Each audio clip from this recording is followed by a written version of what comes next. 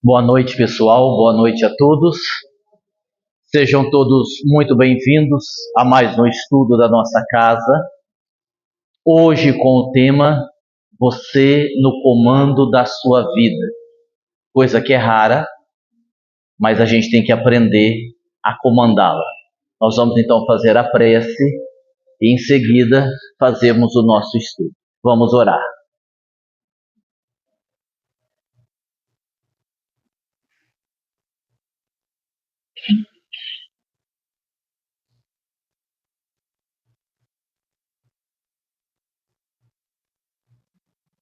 Podemos considerar o livre-arbítrio, o poder de escolha, de decisão, como uma das maiores provas da justiça divina.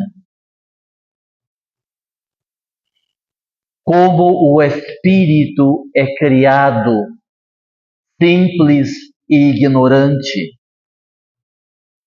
e ele próprio, através das experiências inicialmente instintivas, vai ganhando conhecimento e ampliando a própria percepção, sem que haja diretamente uma intervenção divina, e isto o coloca como grande e único responsável pelos acontecimentos das suas existências. Naturalmente, o espírito, quando chega num patamar evolutivo, tanto no campo intelectual, como principalmente no campo moral, ele adquire mais habilidades, escapando de erros mais graves. E, por consequência, de reações na mesma proporção. Equivale dizer que o espírito mais comprometido moralmente, sem gozar de uma evolução moral mais ampla, equivoca-se, tropeça, e com isto responde à altura dos seus erros cometidos à lei divina. Estar no comando da vida é, sobretudo, estar no comando de si mesmo. Externamente, não temos um controle da vida. A vida vai acontecendo dentro de mecanismos que não podemos muitas vezes supor, nem controlar, pelo menos diretamente. O envelhecimento, as enfermidades oriundas deste envelhecimento, as tragédias naturais, as dificuldades econômicas, tudo isto e mais alguma coisa acontecem à nossa revelia. Mas a nossa postura, a nossa escolha, o nosso entendimento, a nossa maneira de agir ou reagir frente àquilo que nos acontece, determina o quão profundo é o nosso nível de comando de si mesmo ou não. Portanto, comandar a vida significa comandar a si mesmo. E comandar a si mesmo significa, sobretudo, comandar as próprias emoções e os pensamentos, que uma vez bem direcionados, nos faz experimentar uma serenidade, uma pacificação, ainda que à nossa volta estejamos convivendo com uma tempestade. Dito isto, que possamos nós sentirmos-nos agraciados pela expectativa do aprendizado. E quiçá possamos deste aprendizado levar conosco o desejo sincero de praticá-lo em nossa vida diária. Que assim seja.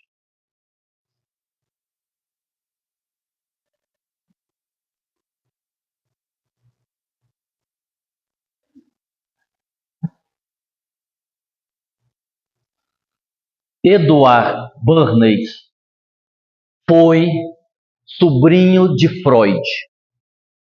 Eduard Bernays, embora tenha adquirido muito conhecimento, tenha aprendido muito com o próprio Freud, ele não foi trabalhar, atender em clínica. Ele foi pioneiro em propaganda e manipulação das massas. Eduard Bernays dizia que você não precisa expor a verdade. Basta você construir um ambiente psicológico favorável. Quando você consegue construir um ambiente psicológico favorável, a outra pessoa vai fazer o que você diz sem questionar. Você vai manipulá-la e ela vai acreditar que está fazendo aquilo da sua livre e espontânea vontade. Ele trabalhou durante anos uma tese muito simples. Todos nós temos medos. Todos nós temos desejos ocultos. Todos nós temos símbolos. E quando conhecemos estes mecanismos, é uma forma de gerarmos um domínio sobre o outro. Vou dar um exemplo. No ano de 1920, era um absurdo, era inadmissível que uma mulher fumasse em público. Inadmissível. Ele convenceu algumas mulheres a fumarem num grande desfile que aconteceria, inclusive com a presença da imprensa. Convencendo essas mulheres a fumarem frente à sociedade, ele criou um slogan: Tochas da Libertação, Tochas da Liberdade, dando a entender que aquele ato de fumar em público contribuiria decisivamente para a emancipação feminina. Ele criou uma narrativa. Qual foi o resultado? As empresas de cigarro triplicaram as vendas. E isso foi visto como algo positivo, que até então era visto como algo negativo. E a gente vê isto hoje em dia acontecendo bem próximo de nós. Essa manipulação de massa, ela acontece, eu diria até com uma certa frequência. Poderíamos lembrar, no período da Covid, quando nós estávamos tendo bastante mortes pela Covid, algumas não, mas foram atribuídas à Covid, nós sofremos isto. Houve uma manipulação através do medo. Foi inserido da nossa mente que nós não poderíamos sair de casa, foi inserido na nossa mente uma série de ideias que o medo fez com que nós absorvêssemos aquelas ideias como verdades inquestionáveis. Isso é manipulação de massa. Então, um governo, por exemplo, ele apresenta uma reportagem. Determinado país em que as pessoas passam fome e elas acabam se alimentando de ratos, de baratas, e depois oferece ao povo ração. Como você está influenciado por ver as pessoas se alimentando de ratos e de baratas, você considera a ração que o governo te oferece uma coisa maravilhosa, ele é super caridoso. E isto é manipulação de massa. Hoje em dia, por exemplo, o que a gente vê acontecer? Que também é uma manipulação. Um partido político cria uma fake news. Olha, em 2026 foi decidido no partido que vamos apoiar fulano como candidato à presidência. Isso não aconteceu, o partido não decidiu, ninguém falou, mas eles soltam a notícia na mídia para observar a reação das pessoas. O quanto aquele suposto candidato, se realmente fosse, seria negativo ou positivo a candidatura dele. Isso também é manipulação da massa. Então, é algo que acontece com uma certa frequência, que nós não percebemos. Outro dia, uma TV fez uma reportagem logo após as sanções dos Estados Unidos em relação ao Brasil. Uma TV, ela fez uma reportagem destacando o quanto a China havia crescido, o quanto a China era um país bom para se viver, o quanto havia coisas positivas na aproximação com a China, e em seguida, fazendo uma comparação com os Estados Unidos, e na reportagem, os Estados Unidos perdia quase em todas as comparações. Isso é manipulação. É para influenciar as pessoas a um posicionamento contra os Estados Unidos. Bom, então é isso. Partindo de Edward Bernays, nós temos esse processo de manipulação de massa.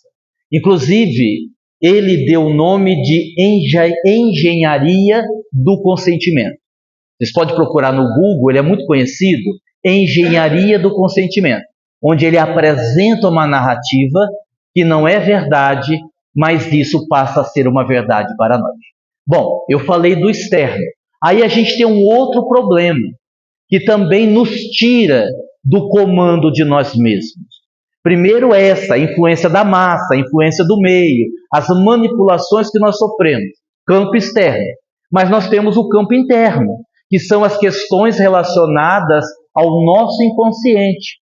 Os traumas que nós vivemos, e aqui esse assunto já foi abordado muitas vezes, que nós carregamos para a idade adulta.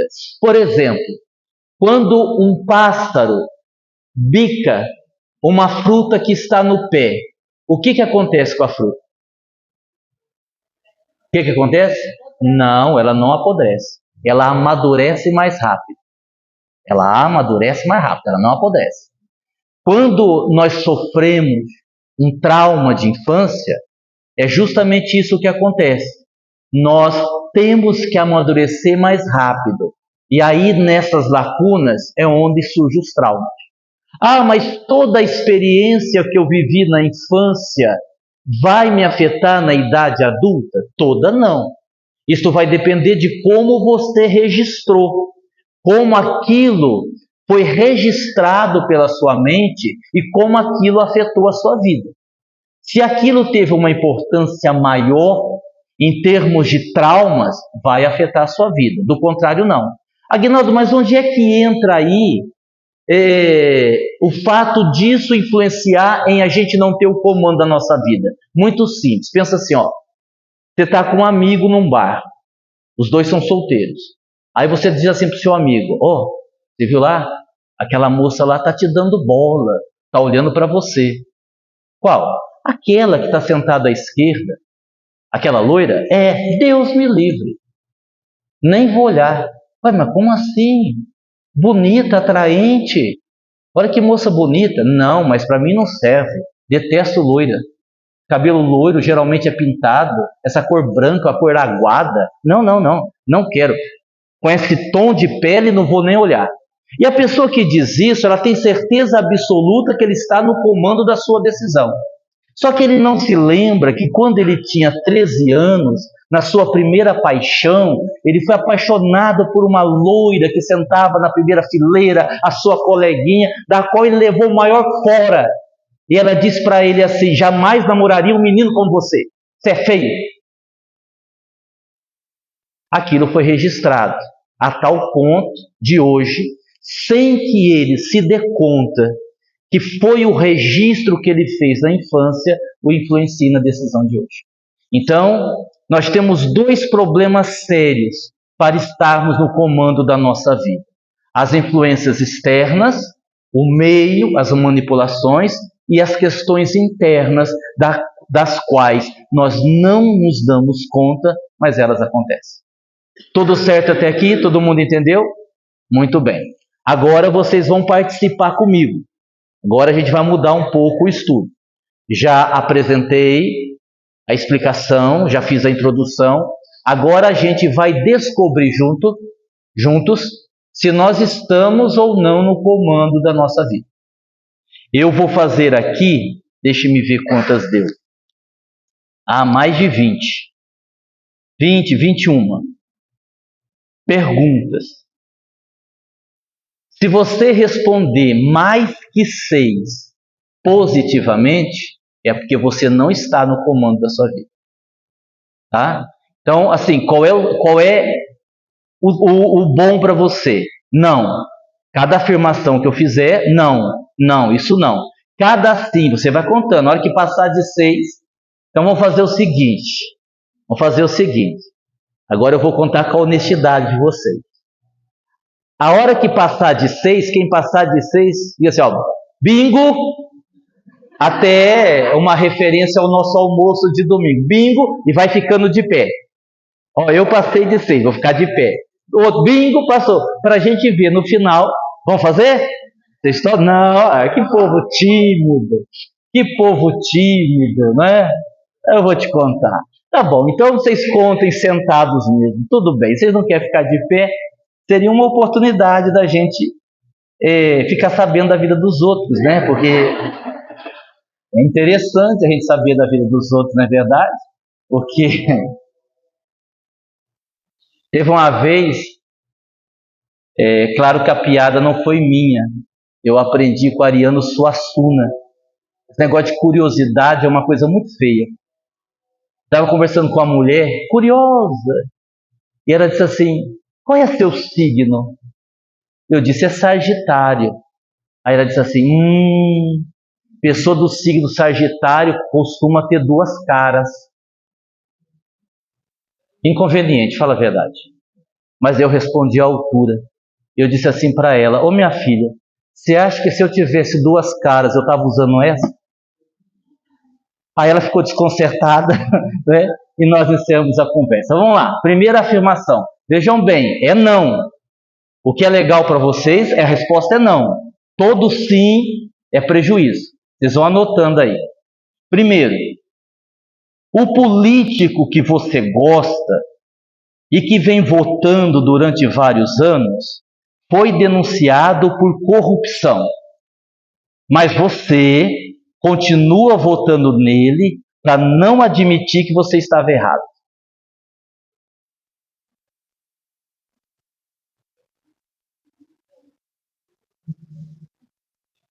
Não, eu estou dando um tempo, se vocês quiserem mudar de ideia, né? Se vocês quiserem ser honestos, né? Seja honesto. Seja honesto. Vamos lá, próxima. Você está preocupado com o metanol nas bebidas alcoólicas, mas não consegue ficar sem uma bebidinha no final de semana.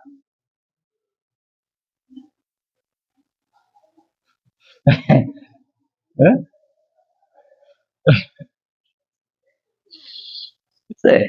Se é sim, sim, eu não consigo ficar sem a bebida, eu não consigo. Ó, você não está no comando da sua vida, né? A bebida está comandando você, entendeu? Ó, vai anotando aí. Terceiro, mesmo discordando da opinião da maioria, você concorda só para fazer parte do grupo. Já ouviram aquela expressão, Maria vai com as outras? Já ouviram? Tem gente que é assim, não é? Tem gente que é assim. É um problema, é falso, né? Porque você diz uma coisa, ela concorda, né? Aí você vira as costas, ela fala mal de você para outra pessoa que chegou. Quer dizer, ela está bem com todo mundo, porque ela nunca fala mal de ninguém, pela frente. Embora, ainda recordando Ariano Suassuna, ele diz que é muito feio a gente falar mal de alguém pela frente. E uma situação desagradável, constrangedora, que o ideal é falar pelas costas mesmo, que a pessoa não está, que aí você fala à vontade. Né? Opinião dele. Bom, eu falei 3. Quantos sim aí já teve? Vocês não vão admitir. Você teve um? Ó, você tem coragem, teve um? Júlia, quantos sim você teve? Ah, Júlia, fala. Hã? Nenhum sim? Ó, muito bem, parabéns. Próximo. Você faz umas coisas, não sabe por que fez, depois se arrepende, mas depois volta a fazer. Eu acho que essa vai ser sim generalizado, né? Assim, é isso que a gente faz, né? Isso tem a ver com os nossos conflitos internos, né? Embora eu já tenha explicado isso aqui, isso está muito relacionado à nossa dificuldade de nos mantermos no caminho que nós escolhemos.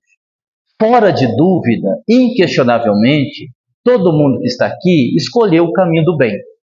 De fazer o bem, de tentar ser bom, senão não estávamos aqui. Senão não tínhamos interesse em espiritualidade. Nós temos esse interesse. Agora, a tomada de decisão não é o caminho percorrido. A tomada de decisão não é o caminho percorrido. Uma coisa é eu tomar uma decisão. Amanhã cedo eu vou para São Paulo. Decisão está tomada, é irrevogável. Eu vou, mas você não foi ainda. Até você ir na madrugada, amanhã cedo, está chovendo, saiu um acidente, você pode mudar de ideia. E mesmo indo, no meio do caminho, pode acontecer alguma coisa e você voltar. A opção pelo bem exige de nós uma resistência no bem que nós escolhemos. Ontem, no encerramento da nossa reunião, Klaus dizia mais ou menos isso. Não abram mão do caminho que vocês escolheram. Ainda que vocês não estejam fazendo muito, continuem fazendo o que estão fazendo. Não se deixe influenciar pela fragilidade que ainda lhes vai na alma, porque essa é uma grande verdade. Nós carregamos ainda uma fragilidade imensa, e isso faz a gente fazer isso. Eu faço umas coisas que depois digo, nossa, por que eu fiz isso? Eu não devia ter feito isso. Aí a gente diz assim, também nunca mais eu vou fazer isso. Aí 2 dias depois, nossa, eu fiz isso de novo. Aí você promete outra vez, e aí vai começar tudo de novo. E aí a gente não sai daquilo. A gente não sai daquele círculo vicioso.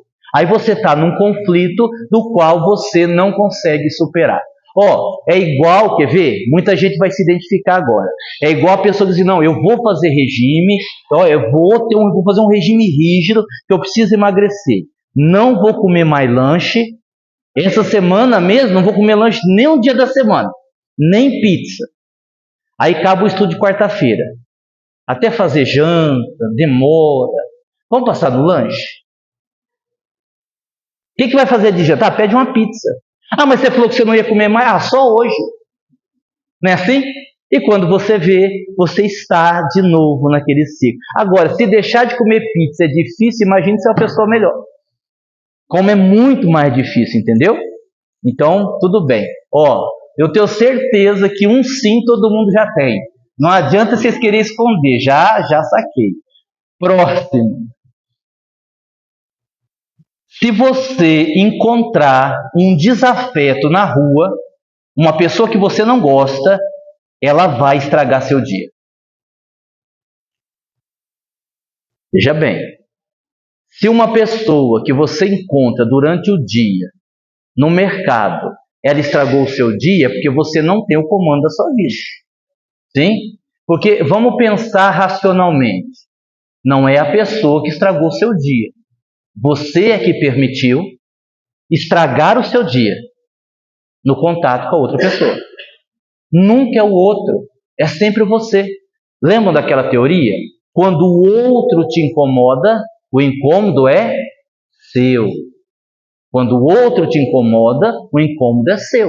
Ah, mas por que fulano é assim, hein? Por que fulano usa aquelas roupas lá? Filho, o que você tem a ver com a roupa dele? Você viu aquela pessoa? É uma boa pessoa. Ah, mas o cabelo azul? Por que aquela pessoa tem o cabelo azul? O que você tem a ver com o cabelo azul da pessoa? Não é? Não é as coisas assim? Então, se uma pessoa é capaz de estragar o seu dia, é porque você não tem conseguido comandar as suas emoções. Certo? Próxima. Apesar de você errar e saber que está errando, ainda assim você pergunta: nossa, por que os bons espíritos não me ajudam? Acontece isso ou não? De vez em quando, né? De vez em quando a nossa falta de fé pesa. De vez em quando a minha falta de fé pesa. Eu acho muito arriscado você dizer assim: nossa, o que será que eu fiz para merecer isso? Eu fico pensando se Deus resolvesse responder a sua pergunta. Eu fico imaginando se Deus resolvesse responder a sua pergunta. Então, assim, isso mostra a nossa imaturidade. Conhecemos a reencarnação, conhecemos a lei de causa e efeito, sabemos que ninguém sofre por acaso, sabemos que na vida tudo é aprendizado, sabemos que às vezes nós passamos por algumas lutas para o próprio crescimento, sabemos de tudo isso. Reclamar seria a última coisa que deveríamos fazer. Pelo menos nós espíritos. Vocês concordam? Porque reclamar do quê? Reclamar de quem?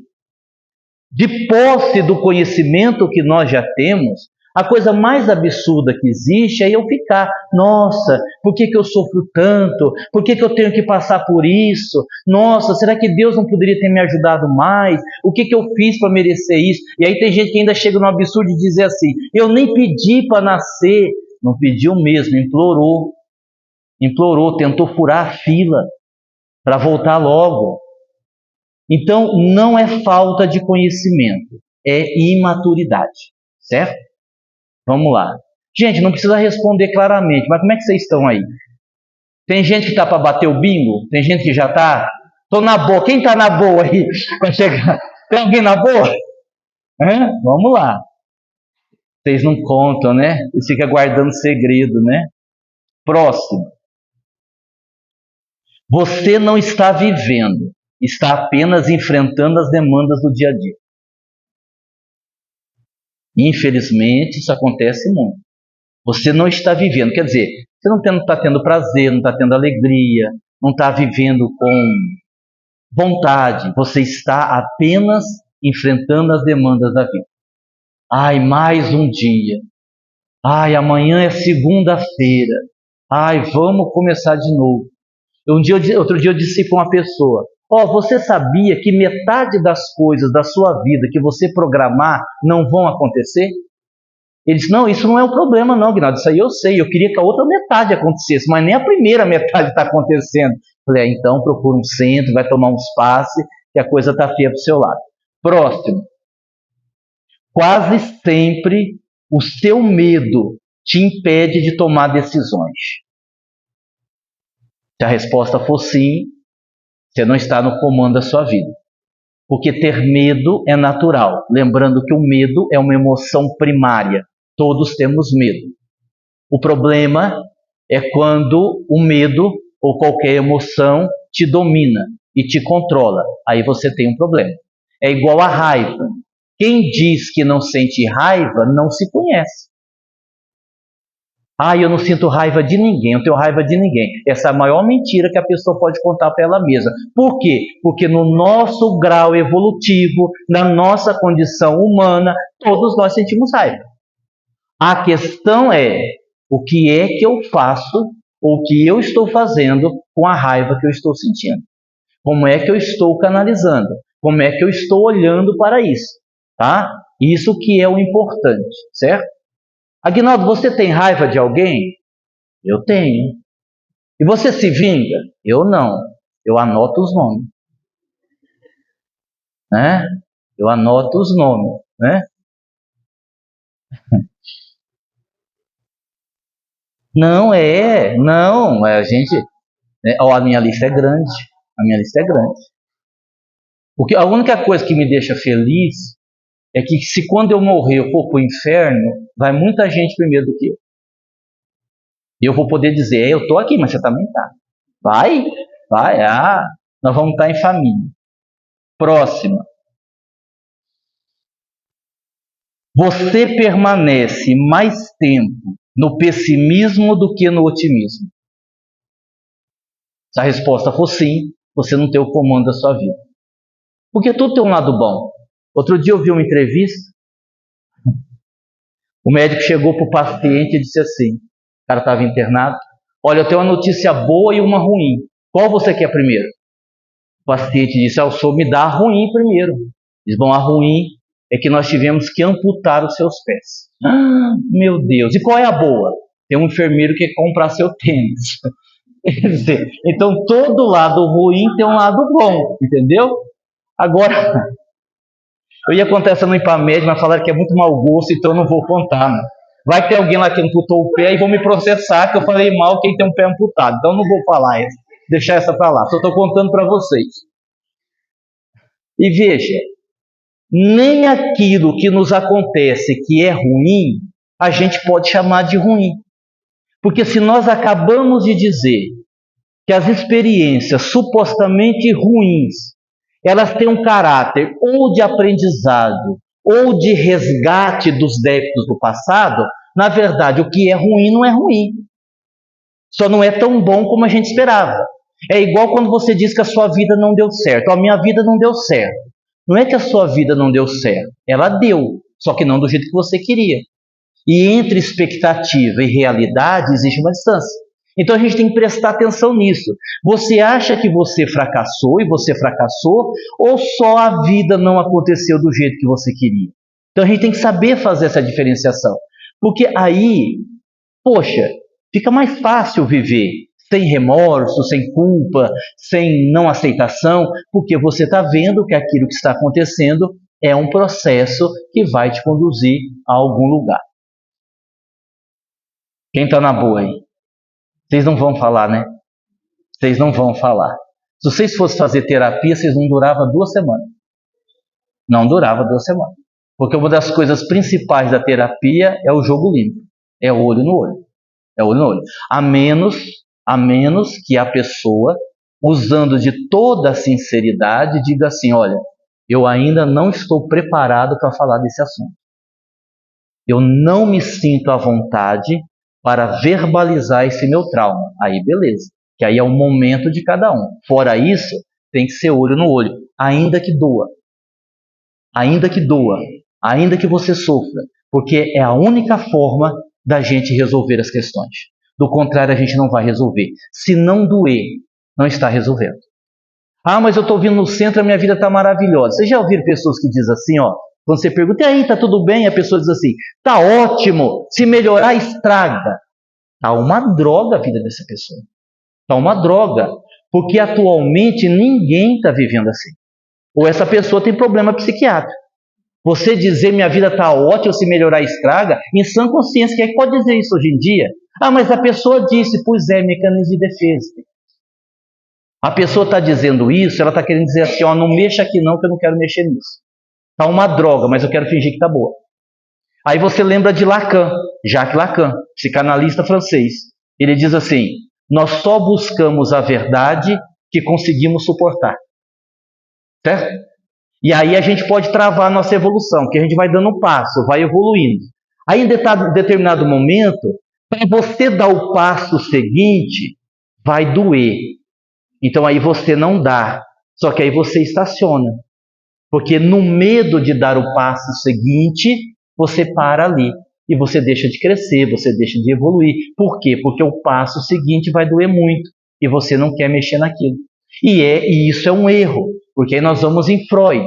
Freud nos ensina que isso é enfiar para debaixo do tapete. Tudo que eu não olho, em algum momento vai aparecer. Tudo que eu nego, tudo que eu não admito, em algum momento vai vir. E vai vir com força total. E vai fazer um estrago na sua vida. Então, o melhor que você tem a fazer é olhar. Mesmo que doa, é olhar. E aí, olhando, vai doer. Mas você vai resolver aquele problema. Próximo. Quando você fica nervoso, você perde o controle, xinga e grita. Não adianta baixar a cabeça agora, a gente sabe que você faz isso. Ou não, né? Uma fechada no trânsito, né? O café frio que fizeram de manhã cedo, não colocar açúcar, né? Os trabalhadores do centro que dá muito trabalho, né? Você perde a paciência, você sai do controle. Agora sim, todos nós temos o direito de vez em quando sair do controle. Nós somos humanos. A questão é, quantas vezes e com que intensidade eu saio do controle? Eu xingo, eu brigo, falo um palavrão, eu bato a porta, eu fecho a cara. Quantas vezes eu faço isso? Se eu faço isso repetidamente, eu estou demonstrando uma imaturidade emocional. Não estou no comando da minha vida. Próxima.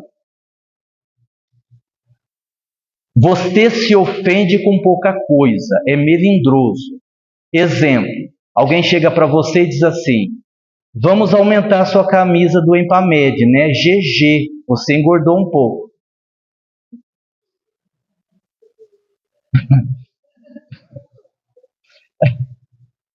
Aí a pessoa vai dizer assim: não é que eu engordei, não, é que essa malha é mais justa. Essa malha é diferente da malha, não tem isso daí? Não tem isso daí? É isso daí, a pessoa usa isso como desculpa. Agora, eu gostaria de enfatizar, e eu posso provar, que eu tenho estômago alto. Que é a desculpa que geralmente, nossa, estou falando, é verdade, é verdade. Depois você não vai embora que eu vou te mostrar meu estômago. Você vai ver como é que eu estou dizendo a verdade. Porque a pessoa diz isso, não, qual que é aquele remédio? Nossa, você engordou? Não é que eu estou tomando muito corticoide.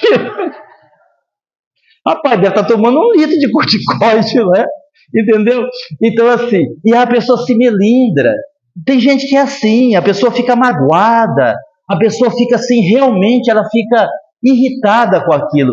E às vezes a outra pessoa não comentou por mal, foi apenas um comentário, foi apenas uma pergunta. E em relação à camiseta do Empamed, é isso mesmo, tem que perguntar. É o mesmo tamanho, né, do ano passado, né? Vamos ser otimistas. A gente encomenda uma M esse ano, ó, que delícia, não é? Então, assim, você não pode fazer igual aquele cara que chegou na academia, você é um cara bem obeso, sabe? Bem obeso mesmo. O instrutor foi recebê-lo e falou assim: seja bem-vindo. Ele disse: pois não. Me diga uma coisa, o senhor bebe cerveja? Muito. O senhor come carne gordurosa? Demais. O senhor faz exercício? Nada. E quando é que o senhor vai mudar essa vida? Nunca. E aí o instrutor disse: e o senhor veio fazer o que aqui? Arrumar o ar-condicionado que quebrou. Então, às vezes a pessoa não quer, ela está na outro foco, não tem nada a ver com você, não é? Só para a gente não ser mal interpretado, vamos lembrar uma coisa, que é fundamental. Mais magro, mais gordinho, mais alto, mais baixo, isso não tem o menor problema. A grande questão é você se amar do jeito que você é. É você criar um mecanismo de você enxergar-se com a beleza que tem. Ah, Agnaldo, mas isso aí parece mais uma frase assim, que não tem muito a ver com a realidade. Tem a ver com a realidade. Porque quando você fala de beleza, de ser uma pessoa atraente, vamos colocar assim, O que é ser uma pessoa atraente? Por exemplo, estudiosos do comportamento humano dizem que quando o quesito é ser atraente, tem dois itens que aparecem lá em cima, em primeiro lugar, e não é a beleza física. Uma delas é a inteligência e a segunda é o bom humor. Pessoas que têm bom humor e pessoas que são inteligentes são extremamente atraentes. O corpo não entrou ali, embora o corpo físico seja um dos elementos, que tem uma variação segundo o gosto de cada um, certo? Vamos lá, próximo. Estamos acabando já. Raramente você admite que está errado, sempre vai culpar alguém. Tem algumas mulheres, você me desculpem, as mulheres presentes, tem algumas mulheres que sempre têm razão, não é assim? A mulher sempre está certa, não é assim? Então eu vou propor uma pergunta para vocês. Vamos ver se vocês conseguem responder. Essa pergunta é da palestra do Impamed. Estava o discípulo conversando com seu mestre. E o discípulo perguntou ao mestre: Mestre, se a mulher sempre está certa e o homem sempre está errado, quando o homem diz que a mulher está certa, o homem está certo ou está errado?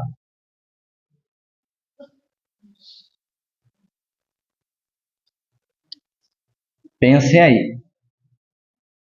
Pensem aí. Próximo.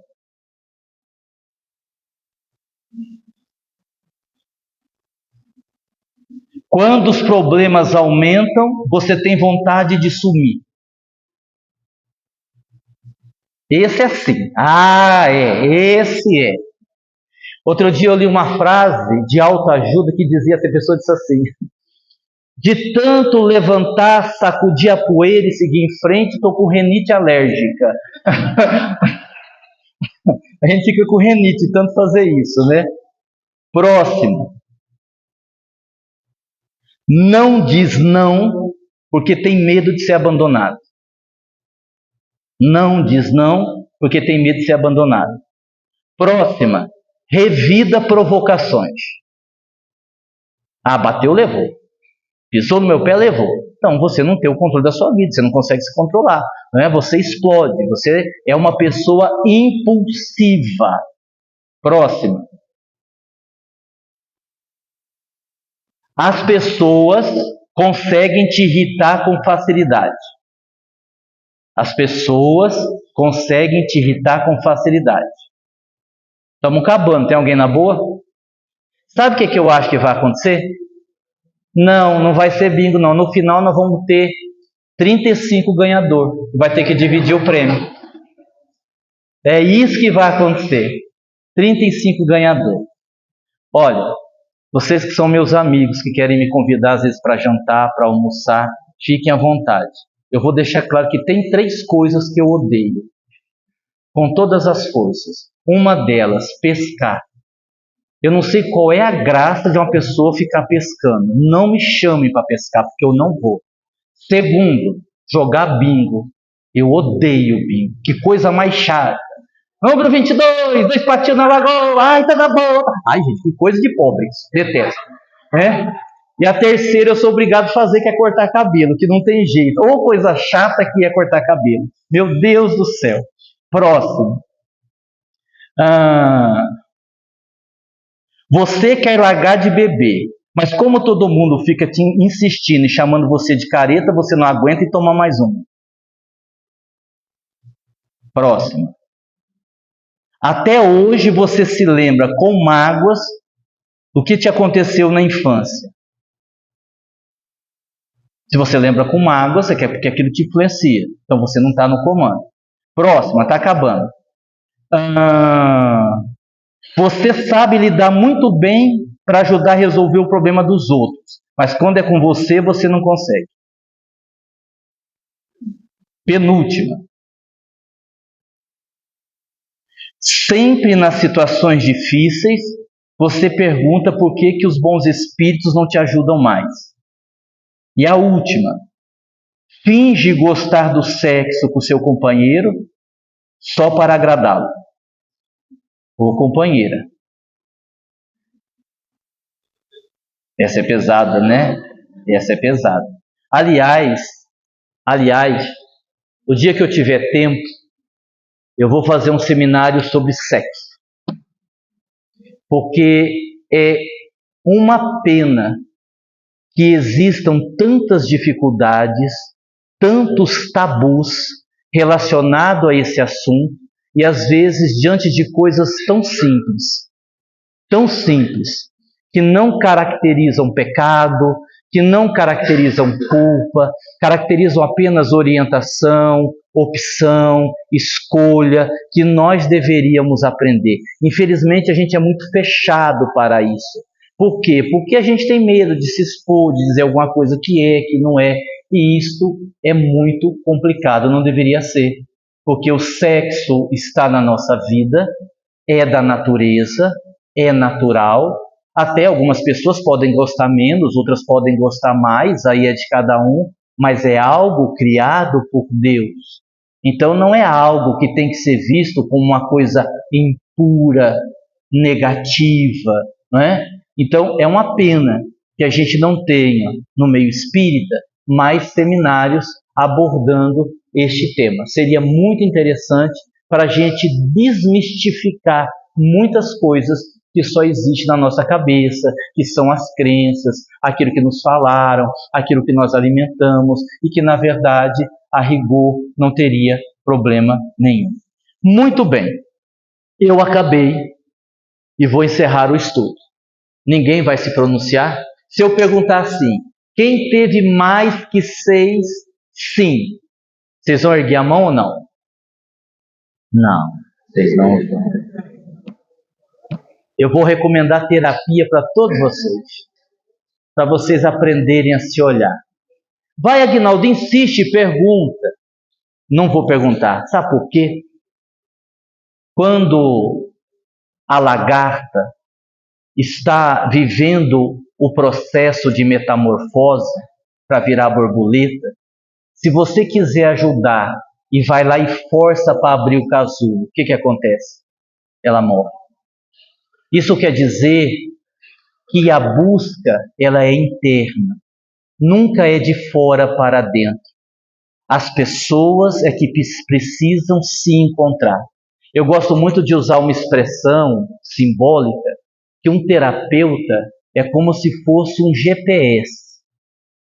Ele não vai fazer a viagem por você. Ele não vai conduzir o carro por você. A viagem é sua, o percurso é seu. Só que se você tiver um GPS que vai indicando radar à frente, acidente à frente, vire à esquerda, aquele GPS que vai te dando o melhor caminho, é muito mais fácil de você percorrer este caminho. Mas a gente nunca pode forçar o processo evolutivo do outro, porque as pessoas vão fazendo as suas escolhas e elas vão amadurecendo a seu tempo. Nunca esqueçamos de uma coisa: as pessoas que você ama não vão fazer o que você quer. As pessoas que você ama, principalmente filhos, eles vão fazer as escolhas deles. Você pode dar conselho, você pode dar exemplo, eles vão fazer as escolhas deles. Mas eles vão bater cabeça, sim, é a experiência deles. Você também bateu a sua, você também teve essa dificuldade e você não cresceu? Você não está aqui hoje? Pois é, deixe eles viverem as experiências deles. Tá ok? Muito bem. Ao pessoal da internet, muito obrigado. Quero aqui dar 2 recadinhos rápidos aqui para o pessoal da internet. A Silvia vai fazer a prece aqui no presencial, né? Eu te dei a dica. Eu ameacei a Júlia, ela falou que ia desmaiar. Então, como a gente não quer que ninguém desmaie aqui dentro, aí os espíritos indicaram você. Então, daqui a pouco você faz a prece aqui. Eu vou encerrar aqui na internet. Ressaltar que nós atingimos 14 mil pessoas no nosso canal, tá? Chegamos a 14 mil. Muito obrigado ao pessoal da internet. E a gente tem muitos seguidores que é lá do Sul. Então, assim, como está longe ainda, mas eu já vou falar. 2026 nós estaremos lá no Sul. Em janeiro nós vamos estar em Porto Alegre fazendo palestra e em março vamos estar em Brusque, Santa Catarina, fazendo palestra, tá certo? Nós estaremos aí no Sul de volta depois de 10 anos fazendo palestra. Então, pessoal do Sul, muito obrigado. Obrigado ao pessoal da internet.